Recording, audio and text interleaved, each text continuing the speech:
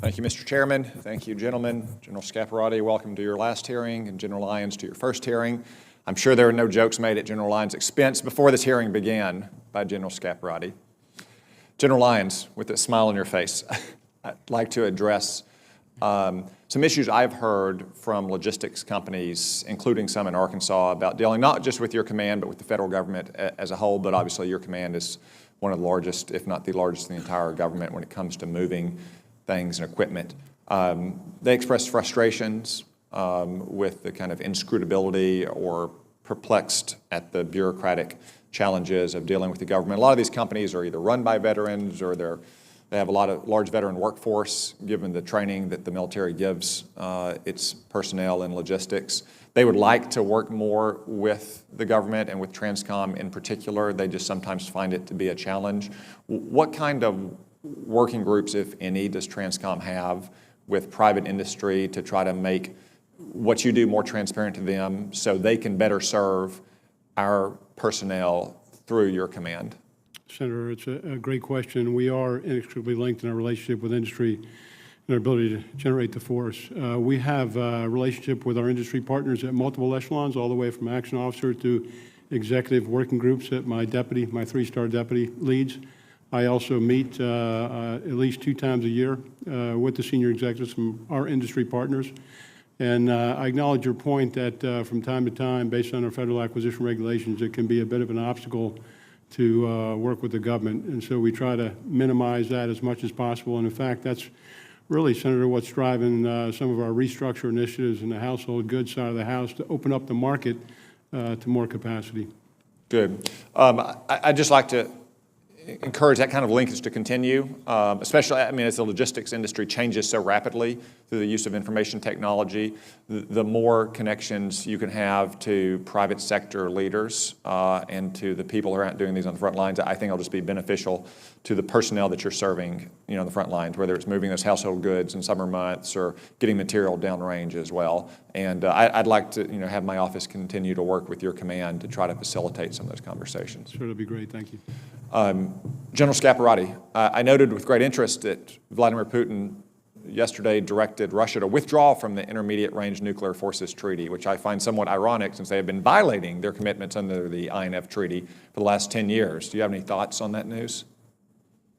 It would only be to underscore what you just suggested, and that was the fact that they left the INF Treaty some time ago, years ago, by very deliberately producing a weapon in violation, and they've been deploying that weapon. And the United States government has publicly recognized these violations under both the Obama administration and the Trump administration. We recently announced our intent to withdraw from the INF Treaty. Was there any public opposition from a NATO partner, or was it uniform NATO support for the United States' decision to withdraw from that treaty? NATO, both in December and February, produced very strong statements in support of each step that we took in terms of our withdrawal from the INF Treaty. I would say that our NATO allies understand that the INF is a very important component to European security from their view. They will emphasize, I'm sure you've heard them with each step, that they would hope that we would continue to work to bring Russia back into compliance before we're fully out, the 6-month period, or that we would look forward from that then to perhaps a new treaty that would encompass the new weapon systems, et cetera. So they very much understand the importance of this, but they did support us strongly, 29 nations strongly, in our decision. Obviously, one reason why it's in our national security interest to withdraw from the INF Treaty, besides Russia's noncompliance with the treaty, is that China has been free to build intermediate-range missiles at unlimited rates for decades now. And as you know from your time at U.S. Forces Korea, that has a significant impact on our security interest in the Pacific region. But China's not to be a global player.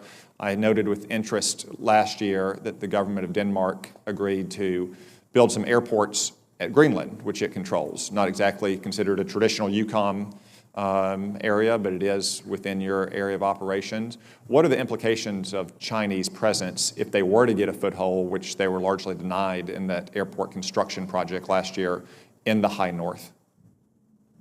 Well, it could have an absolute impact. I mean, I'm concerned personally about the strategic investments that we see by China throughout Europe in air and seaports or vicinities of that, and critical technologies and companies that hold that.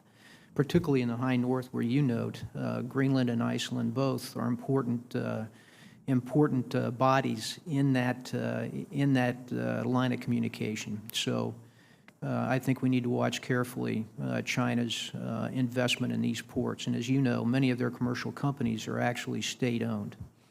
Thank you. General Scaparrotti, I want to thank you for your service to our nation for over 40 years. I know you've been wearing that fourth star on your shoulder for longer than anyone else in the armed forces right now. You've well earned the retirement that you have ahead of you. But I think I speak for most members of this committee when we say that we would like to see you back in the employ of Uncle Sam sometime in the future.